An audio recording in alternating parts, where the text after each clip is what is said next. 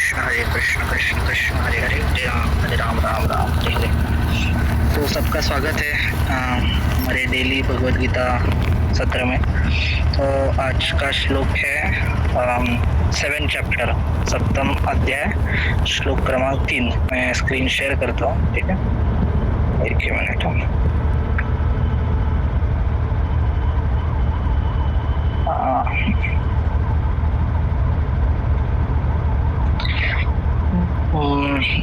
सबको दिख रहा है screen? Okay okay, thank you. Okay, thank you. ठीक है, तो हम श्लोक दोहराएंगे, पहले ट्रांसलेशन देखेंगे, फिर थोड़ा चर्चा करेंगे, ठीक है। बहुत ही इंपॉर्टेंट श्लोक है एंड फेमस श्लोक है भगवद गीता का, ठीक है। 7 चैप्टर, जो सप्तम अध्याय, उसमें बहुत सारे श्लोक है जो बहुत फेमस है, अक्सर कोट किए जाते हैं बहुत सारे लेक्चर्स में, या प्रभुपाद भी बहुत बार कोट करते हैं, ठीक है। तो बहुत अच्छा श्लोक है आज का, ठीक है। तो मेरे पीछे दोहराइए। मनुष्याणाम सहस्रेषु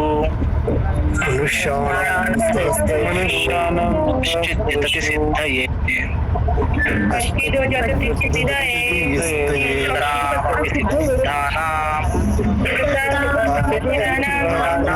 सिद्धये मां विद्धि तत्त्वतः।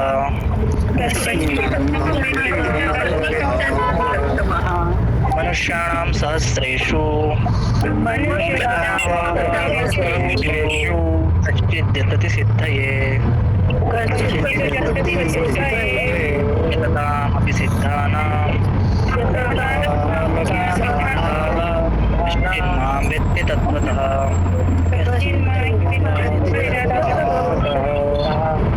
कोई एक या दो जन दोहराना चाहेंगे? प्रभु जी, हाँ, ठीक है। मनुष्याणां सहस्रेषु कश्चिद् जगति सिद्धये यततामपि सिद्ध्यानां कश्चिन्नं वेति तत्ततः। हरे कृष्ण। और एक जन, थैंक यू माता जी। और एक जन, मैं बोलूं प्रभु जी? हाँ चलेगा चलेगा। मनुष्याणां सहस्रेषु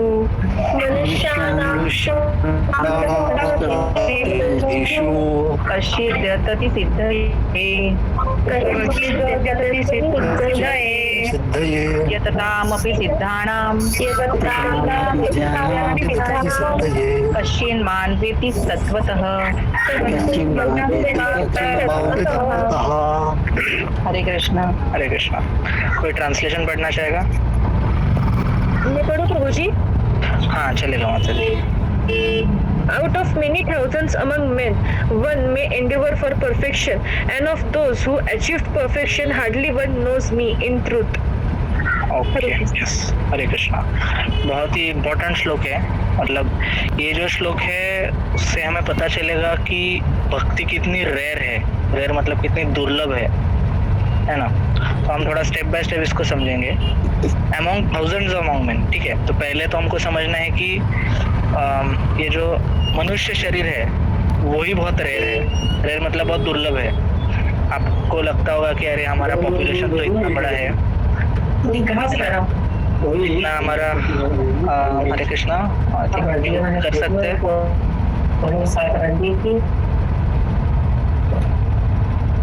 ओके, थैंक यू। तो पहले तो हमें ये समझना है कि ये जो मनुष्य शरीर है वो ही बहुत रेयर है, बहुत दुर्लभ है। तो हमें लगता होगा कि अरे इतना पॉपुलेशन तो बढ़ रहा है पूरे जगत का, है ना। अभी कितना है, 140 करोड़ तो इंडिया का ही है पॉपुलेशन, है ना।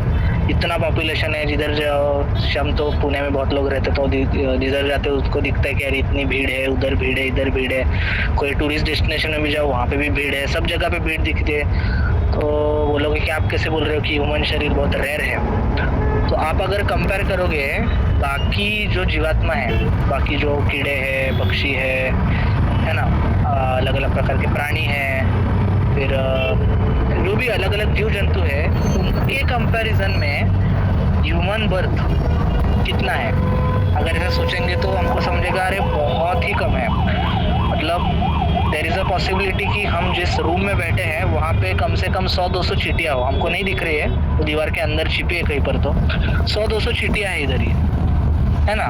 ऐसे हमको समझेगा कीड़े मकोड़े हैं ना, बहुत सारे घरों में रहते हैं, कॉकरोचेज रहते हैं, कीड़े रहते हैं, और एंड्स तो हमको ऐसे नहीं दिखते। कुछ ऐसे मीठा आइटम बाहर रख दो तो इमीडिएटली हमको दिखेगा अरे hundreds of ends are there, बहुत सारे अनगिनत चींटियाँ है, बहुत सारे जर्म्स है, माइक्रोब्स है ना।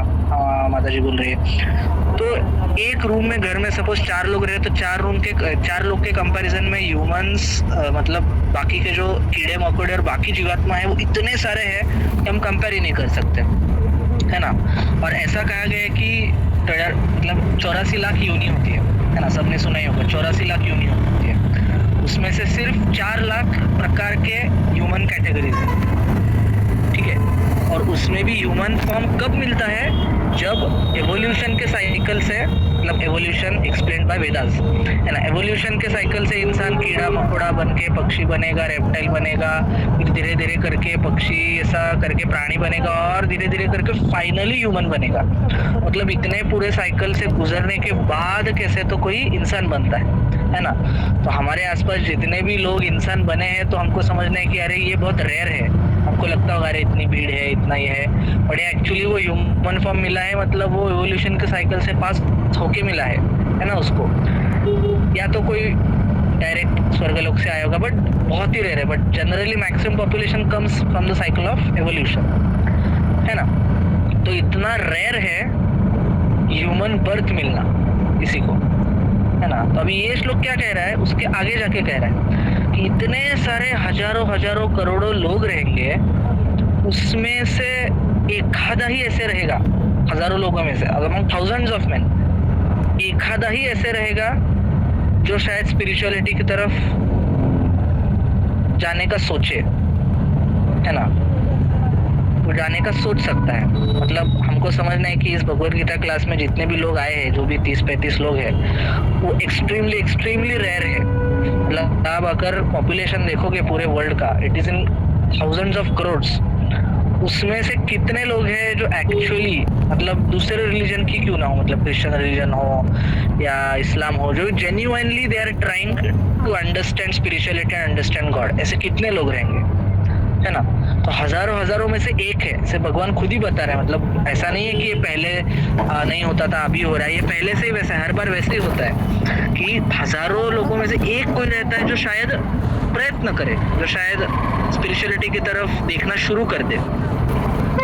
आगे क्या बोला गया कि ऐसे अगर हजारों लोग लो जो ट्राई कर रहे हैं स्पिरिचुअलिटी का करने का, उसमें से एक आधा ही कोई होगा जो एक्चुअल परफेक्शन चाहता है ना। बहुत सारे लोग होते हैं वो स्पिरिचुअलिटी में हमेशा पूरा भगवान को जानने के लिए ही आते हैं, ऐसा नहीं, हर एक के अलग अलग मोटिव्स रहते हैं, है कि नहीं। कुछ को पैसा चाहिए, कुछ को कुछ प्रॉब्लम्स है, तकलीफ है लाइफ में, इसलिए वो आते हैं भगवान के पास, या तो कुछ जिज्ञासा रहती है, कुछ सवाल रहते हैं, इसकी वजह से आते हैं, है ना।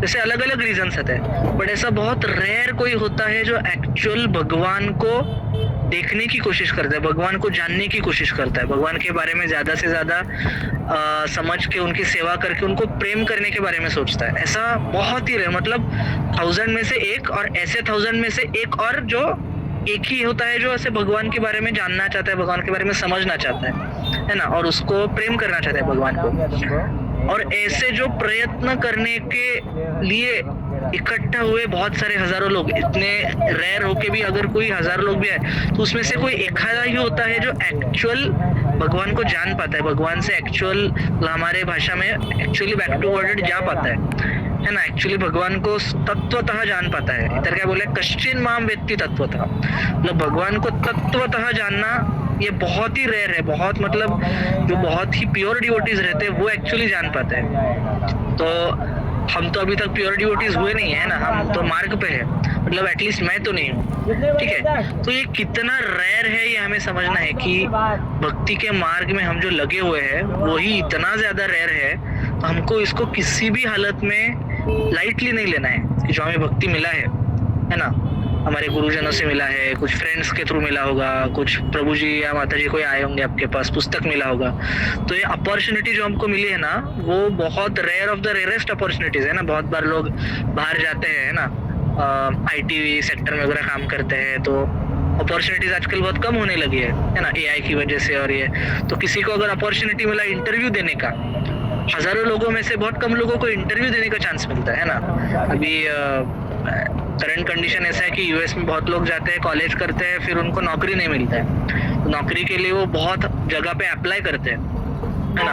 हजारों जगह पे अप्लाई करते हैं, उसमें से शायद एक आधा ही ऐसा होगा जहाँ पे उनको शायद बोलेंगे अरे हाँ ठीक है बाबा, तुम्हारा रेज्यूमे थोड़ा ठीक लग रहा है, तुम इंटरव्यू के लिए आ जाओ, है ना।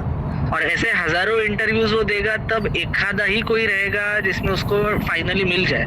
तो कितना उसके लिए वो कितना रेयर है। तो सिमिलरली हमको जो भक्ति मिला है वो हमको पता नहीं है कि कितनी रेयर है और कितना फॉर्चून है हमारा कि हमको भक्ति करने का चांस मिला है ना। Otherwise you just go outside anywhere और देखो कि कितने लोग एक्चुअली इंटरेस्टेड है, एक्चुअली भगवान के बारे में बात करना चाहते हैं। मतलब even asking them very very basic questions कि गीता किसने किसको बोली है, कितने श्लोक है, महाभारत में गीता किसने किसको बोली थी, बहुत सिंपल क्वेश्चंस भी नहीं आएंगे लोगों को। इतना रेयर है ये चीज, है ना। हम जब डिवोटीज के एसोसिएशन में तो हमको लगता है हाँ ये तो रेगुलर चीज है, बट हमको इसको हल्के में नहीं लेना। डिवोटी एसोसिएशन बहुत रेयर चीज है ना। तो उसको हमें सीरियसली लेके अपने जीवन में उसको अप्लाई करना है, ठीक है। तो आगे परपट में प्रभुपाद बहुत सारी चीजें कहते हैं, हम रीड नहीं करेंगे, मैं कुछ इम्पोर्टेंट पॉइंट्स उसमें से कोट करने का ट्राई करूंगा।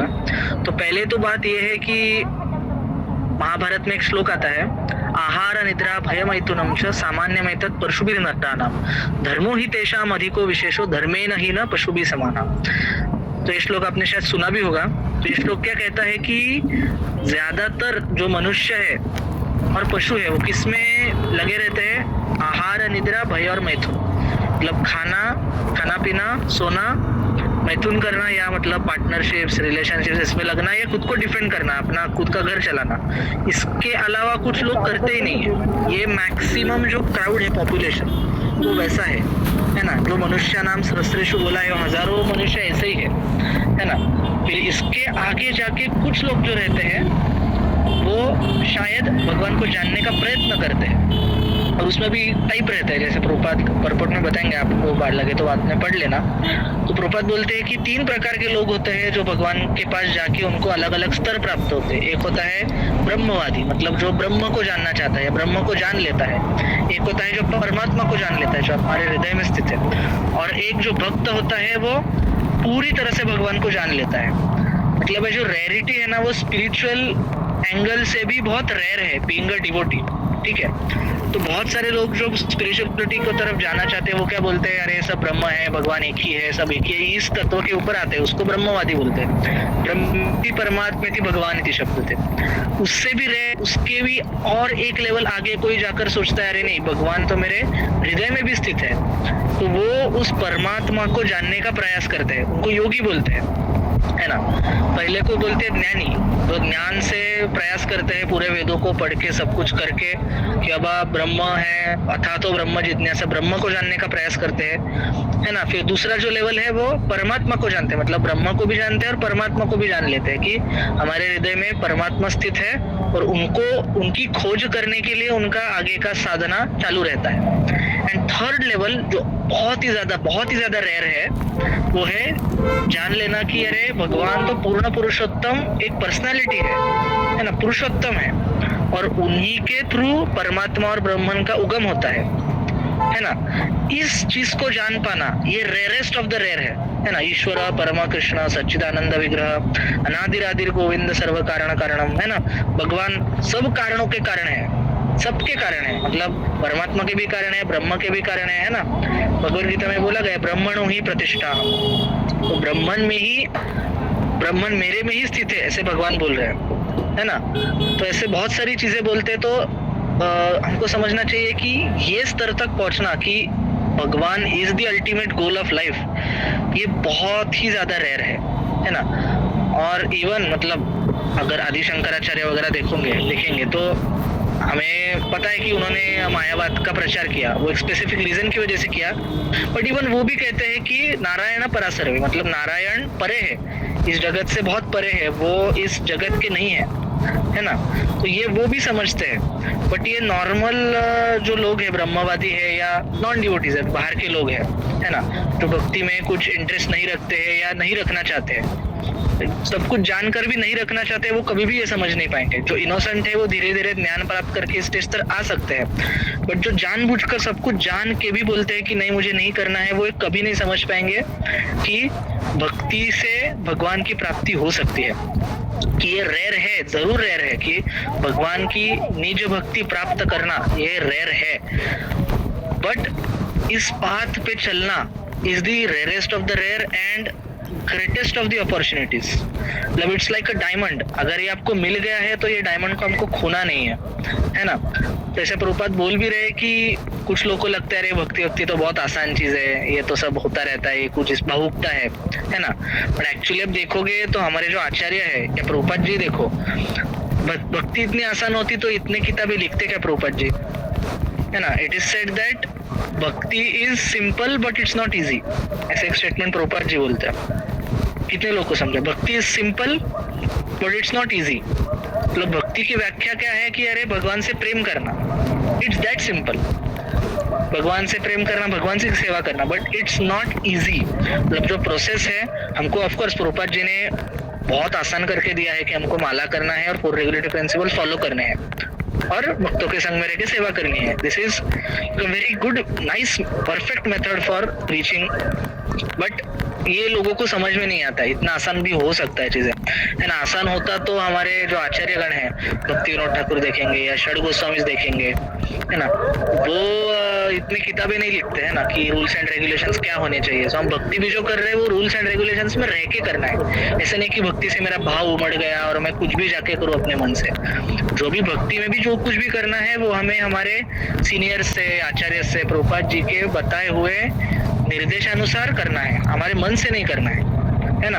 ऐसा एक श्लोक भी आता है भक्ति रसामृत सिंधु, अगर आपने कभी किताब पढ़ी होगी, ये रूप गोस्वामी पाद ने लिखी, उसमें एक श्लोक आता है, श्रुति स्मृति पुराणादि पंचरात्र विधिम विना ऐकांतिकी हरेर भक्तिर उपादेय कल्पते। वो बोलते हैं कि भगवान की भक्ति करते करते अगर आप उपनिषद, पुराण, भागवतम, भगवद्गीता इनको इग्नोर करके आपके मन से ही भक्ति कर रहे हो तो आप सोसाइटी में उत्पाद मचा रहे हो, है ना। आपने बहुत लोग देखे होंगे कि उनको ऐसे जाते हैं मंदिर में और उनको अचानक भाव उमड़ आता है, रोने लगते हैं अचानक, शायद थोड़ा देर के लिए ठीक रहता है ना, शायद सच में उनको भगवान का कुछ रियलाइज हुआ, तो उसके बाद क्या करेंगे, बाहर जाके वही पाप करेंगे, वही नॉनवेज जाके खाएंगे, घर पे जाके वही टाइम पास करेंगे, कुछ भी सीरियस नहीं होंगे।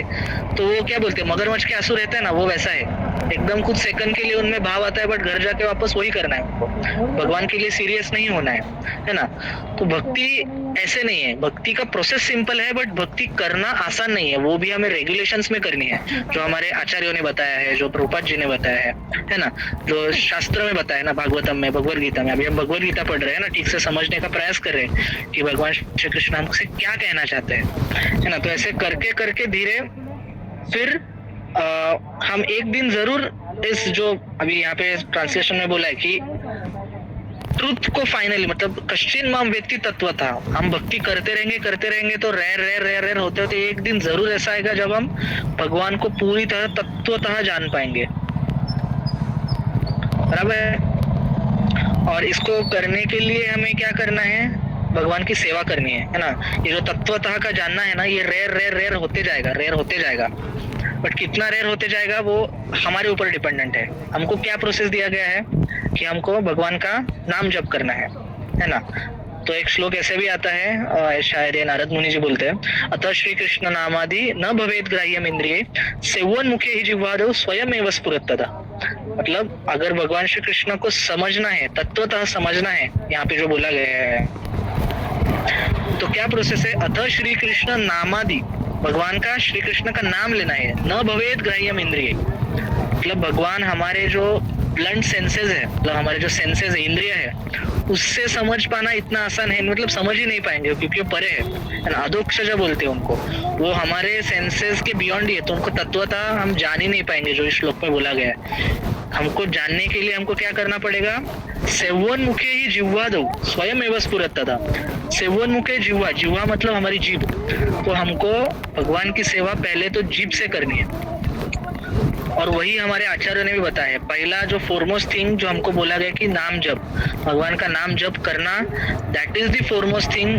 हमारे जिह्वा से सेवा करना, that is the main thing for all our spiritual progress. Main, सबसे मेन थिंग, मतलब ऐसे सुना भी है मैंने बहुत सारे लेक्चर्स में कि 99% of our progress in bhakti और in Krishna consciousness depends on chanting, है ना। एंड बाकी 1% जो है वो चैंटिंग को और कॉन्सेंट्रेटेड करने के लिए और चैंटिंग की क्वालिटी बढ़ाने के लिए है। बाकी जो सेवा है, ऑफ कोर्स ये सब भी आपको गाइडेंस में करना है, सीनियर्स के गाइडेंस में जो वो बोलेंगे उसके हिसाब से करना है ना। आपके मन में अगर कुछ सेवा करने का इच्छा, मुझसे पहले पूछ सकते हैं कि अरे मैं ऐसा सेवा को लगता है कि अरे ये सेवा मैं करूंगा तो मुझे अच्छा लगेगा ये, बट शायद वो अप्रोप्रिएट ना हो, शायद वो हमारे भक्ति के लिए या ओवरऑल प्रोग्रेस के लिए अच्छा ना हो। तो हमें हमेशा गाइडेंस लेके कुछ भी सीखना हो तो सीख सकते हैं, या करना हो तो कर सकते हैं ना। तो ये श्लोक बहुत ही इम्पोर्टेंट है, चाहे तो आप सब लोग उसको बाय हार्ट करने का प्रयास कर सकते हैं।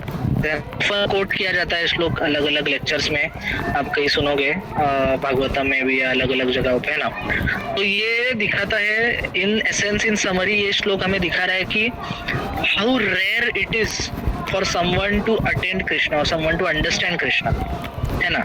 बाहर के लोगों को भी अगर कृष्णा के बारे में जानोगे तो उनको दो ही चीजें दिखाई, एक तो ठीक है भगवत गीता बोल दिया, ठीक है। दूसरा उनको समझ में आता है कि अरे उन्होंने इतनी सारी शादियां की, उन्होंने 16,108 रानियों के साथ शादी की, ऐसा कोई करता है क्या? उन्होंने रासलीला कोई करता है क्या?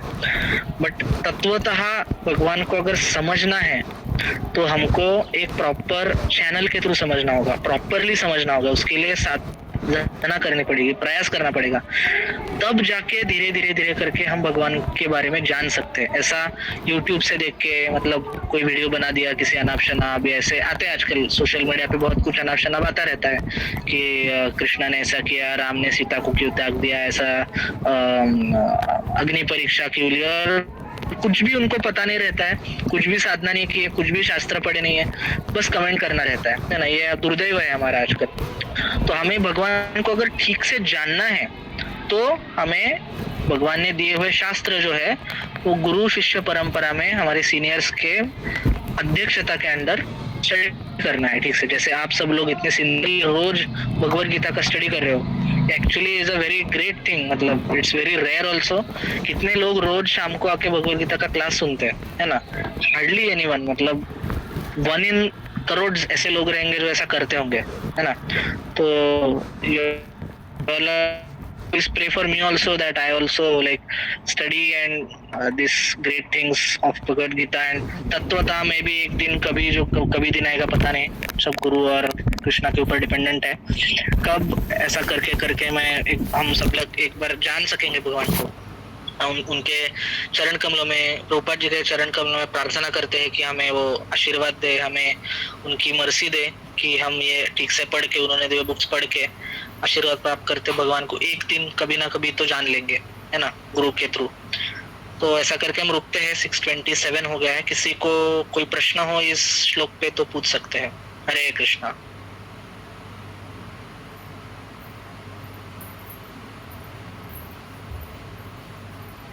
हरे कृष्णा। कोई प्रश्न है किसी को? मैं जानबूझ के 2-3 मिनट पहले रुक गया हूँ। आप बाद में परपट पढ़ सकते हैं, इसका बहुत अच्छा परपट दिया है। थोड़ा सा लंबा परपट है इसलिए मैंने पढ़ा नहीं, बट बहुत अच्छे कहा गया है। दुर्लभता, मनुष्य जन्म की दुर्लभता, स्पिरिचुअलिटी की, और उसमें भी दुर्लभता भक्ति प्राप्त करने की, और उसमें दुर्लभता एक्चुअल परफेक्शन मिलने की, है ना। ये दुर्लभता इस श्लोक से हमें समझ में आती है कि how lucky we are to be amongst so गिने चुने लोग जिनको ये अपॉर्चुनिटी मिला है भगवान की भक्ति करने की।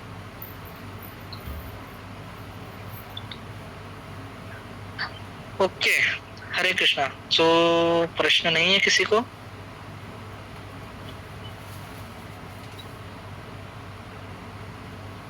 ओके, कोई बोल नहीं रहा है आज कुछ।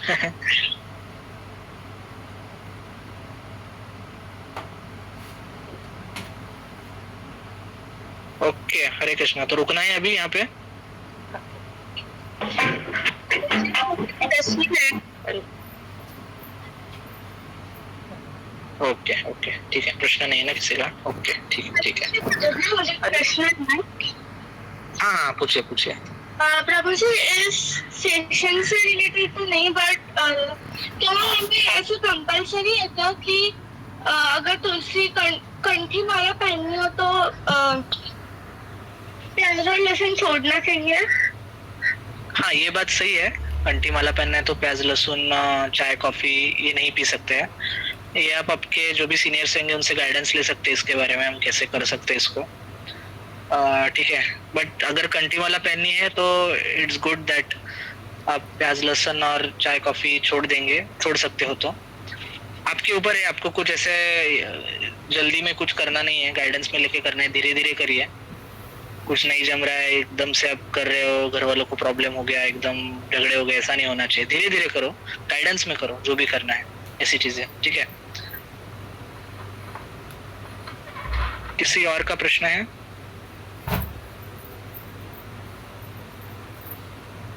आता जी, I hope that is okay.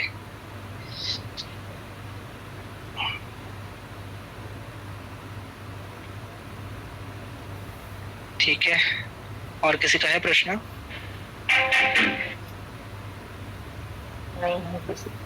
Okay, ठीक है, चलेगा। हरे कृष्णा प्रभु जी, हरे कृष्णा।